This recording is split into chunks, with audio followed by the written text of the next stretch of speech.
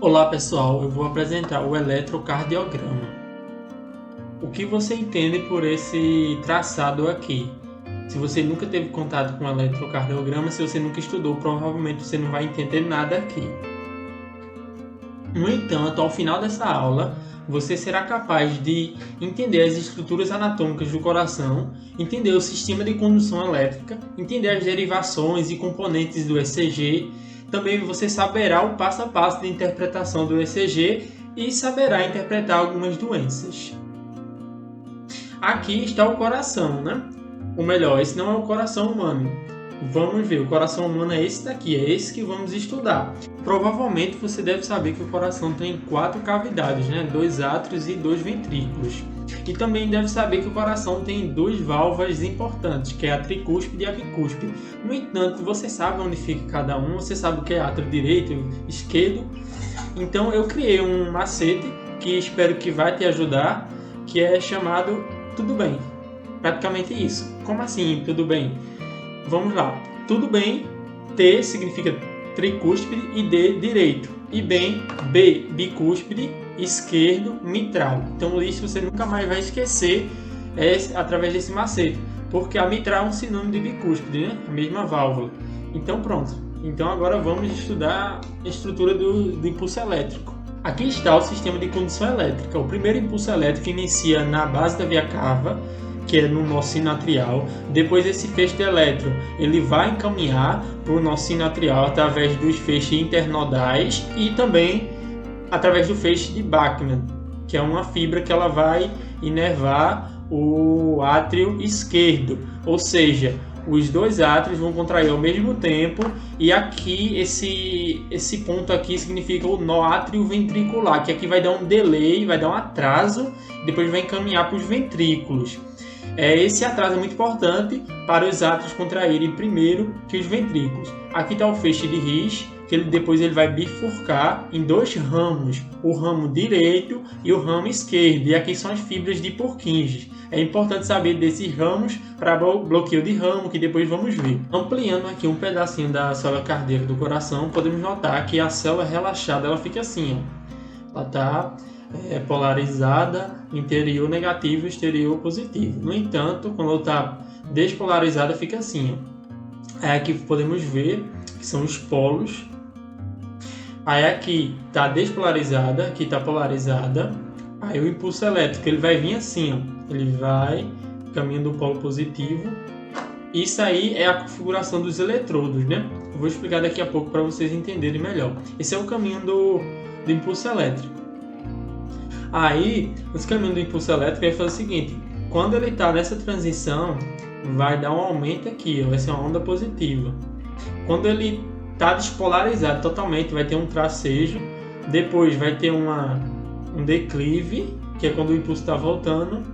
Aqui estão as derivações pré-cordiais do coração.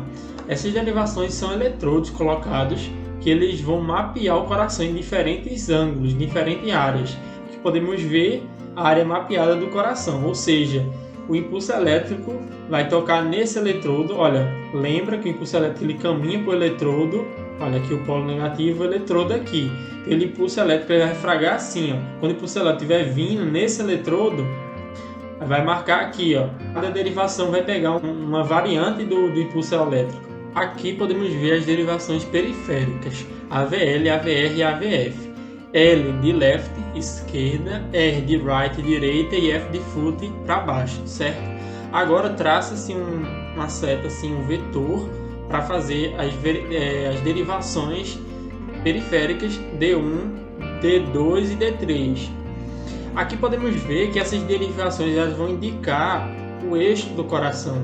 Agora deixa eu mostrar um gráfico melhor. Esse gráfico aqui representa o eixo do coração, onde as derivações ficam localizadas. É muito importante saber desse gráfico. Esse gráfico vocês devem guardar no coração de vocês, porque esse gráfico vai mostrar o eixo do coração. A gente podemos ver que a VL ela está com desvio de menos 30. Isso é um quadro normal. Se tiver mais para cima ou mais para baixo, aí pode ser alguma condição patológica e depois a gente vai estudar isso. A VR está em menos 150, D1 está num eixo 0, D2 está mais 60 e D3 ele está 120. Podemos perceber, né, que para cima é negativo e para baixo é positivo. Aqui podemos ver o mapeamento do eletrocardiograma. No eixo horizontal corresponde à duração do impulso, que é medida em segundo. Cada quadradinho desse, que é 1 milímetro, corresponde a 0,04 segundos. Esse quadrado maior, multiplicando por 5 quadradinhos, corresponde a 0,2 segundos, né? Aqui no eixo vertical podemos notar que mede a intensidade do impulso, que é medida em milivolt. Podemos ver a onda P, que é correspondente à contração atrial. Aqui tem o intervalo PR, aqui tem o segmento PR. Aqui podemos ver o complexo QRS, que é correspondente à contração ventricular. Aqui podemos ver o segmento ST. Podemos notar o intervalo QT, o intervalo ST e a onda T, que é correspondente ao relaxamento ventricular. Aqui podemos ver a representação do impulso elétrico do coração. Ele caminha assim aqui no nó sinatrial, depois ele vai descendo. Olha, podemos ver aí a onda P, contração atrial, aí depois vai descendo aqui, ó, no septo interventricular, aí vai formando um intervalo QRS, forma o intervalo QRS, depois forma a onda T, que é o relaxamento dos ventrículos. Aqui está o ECG, podemos notar aqui, ó, como é o ECG de fato, né? Olha, podemos ver que tem um número 1, 2, 3, aqui tem 2 de novo. O que significa isso? Isso daqui são as derivações, né? Derivação D1, D2, D3, derivação AVR, AVL, AVF. E as derivações, aqui são as periféricas, aqui as precordiais. V1, V2, V3, V4, V5, V6. E esse 2 aqui é porque quando quer observar uma duração maior, aí pega essa e amplia aqui, ó. Depois de aprendermos vários conceitos a respeito do ECG, vamos de fato interpretar o ECG. Aqui está o passo a passo de interpretação. Antes de tudo, você deve ver o nome do paciente, porque tem variações no sexo masculino e sexo feminino. Depois, a frequência cardíaca, o ritmo, avaliar a onda P, o intervalo PR, o intervalo QRS. Através desse passo a passo, você será capaz de diagnosticar várias condições clínicas. Vamos lá. Aqui está o ECG. Vamos ir para a frequência cardíaca. Como é que vamos avaliar a frequência cardíaca nesse ECG?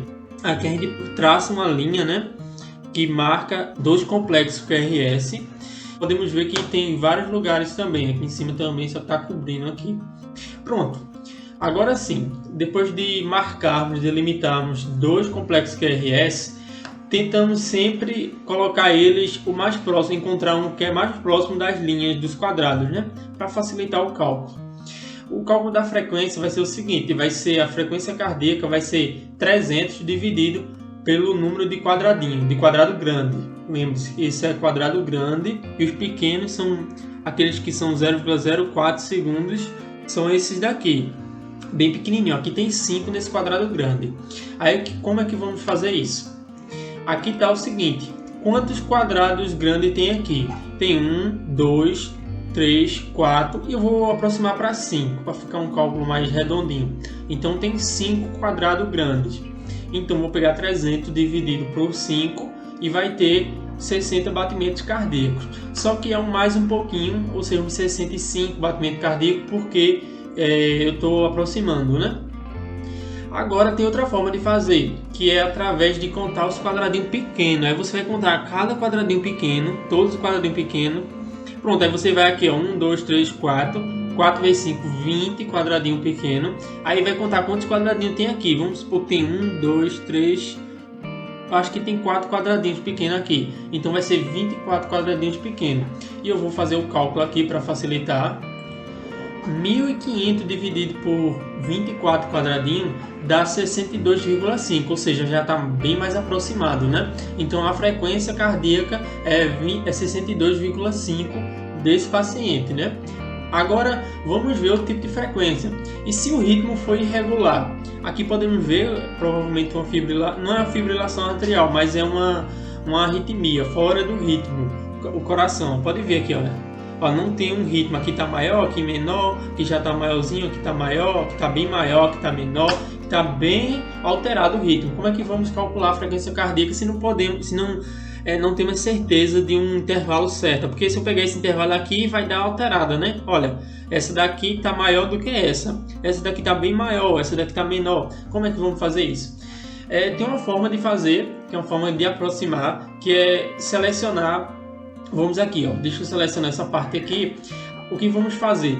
Vamos pegar e contar 30 quadrados grandes. 30 quadrados grandes. 1, 2, 3. Eu vou passar aqui, ó. Tem 30 quadrados grandes. Esses 30 quadrados grandes, cada quadrado grande lembra que é 0,2 segundos.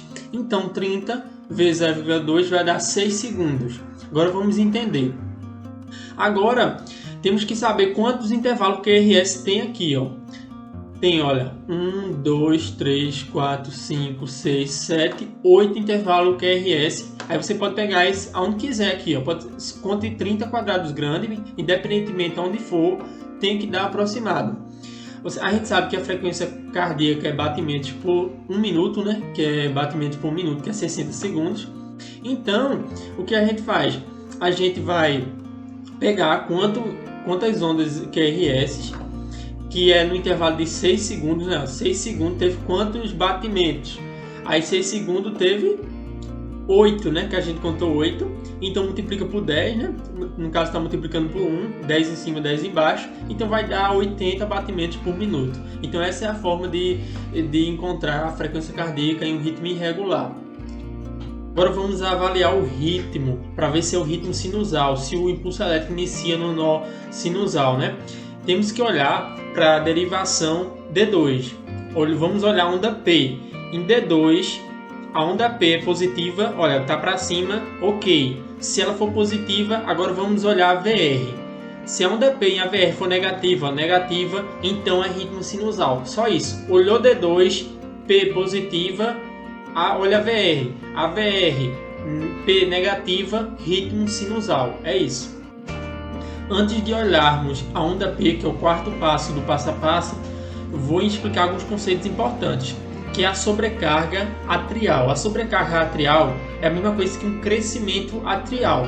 Vamos lá, pensar assim o seguinte: se aqui na base da aorta o átrio está crescido, o impulso vai ser o quê? Vai ser intenso, ou seja, a amplitude, a intensidade vai ser maior. Então, sobrecarga atrial direita, que é onde origina-se o impulso, vai ter uma intensidade maior. Já aqui no átrio esquerdo, se aqui tiver crescido, se o crescimento for maior aqui, se tiver uma sobrecarga nesse átrio esquerdo, o impulso vai passar pelo feixe de Beckmann e ele vai ter uma duração maior, ou seja, ele vai percorrer um caminho maior, não é isso? Então pronto. Então agora, vamos lá. Você vai olhar a derivação D2 e a onda P da derivação D2. Se a amplitude for maior que 2,5 milímetros, você sabe que cada quadradinho desse vale 1 milímetro. 1 milímetro. Se for maior que 2 quadradinhos e meio, e metade de um quadradinho, aí sim é uma sobrecarga atrial direita, porque a intensidade é maior, é a origem do impulso. Então aqui ó, tem 1, 2, 3 quadradinhos e meio, bem maior aqui, ou seja, 3,5 mm. Então a sobrecarga atrial direita. Agora vamos lá. Você vai olhar agora aqui, derivação D2, a onda P, e vai ver a duração agora. Ao olhar a duração, olha a amplitude e agora a duração. Se a duração for maior que 2,5 milímetros, é sobrecarga atrial esquerda, porque o impulso vai percorrer um longo caminho aqui, ó, 1, 2, 3, 4 quadradinhos, cada quadradinho 1 milímetro, maior que 2, 4 milímetros. E outra coisa também, se tiver entalhe é um relevo aqui, ó, no meio. Esse entalhe, se for maior que 0,03 segundos, é também característica de sobrecarga atrial esquerda. Agora vamos ver o quinto passo, que é o intervalo PR. O intervalo PR compreende o início da onda P até o início da onda Q. Aqui podemos notar o intervalo PR. Vai ter duas condições. Quando o PR for menor que 3 quadradinhos, aqui ó, 1, 2, 2 quadradinhos, vai chamar PR curto. É uma condição, PR curto. Por outro lado, se for maior que 5 quadradinhos, olha aqui quantos quadradinhos tem, vários. Se for maior, é bloqueio AV. Tem outro, um eletrocardiograma, Aqui podemos notar que o AV, né? Por fim, fica faltando o intervalo QRS, e eu vou deixar para o próximo vídeo. No intervalo QRS iremos ver o eixo, a duração, a amplitude e a morfologia. Obrigado pela atenção e até o próximo vídeo.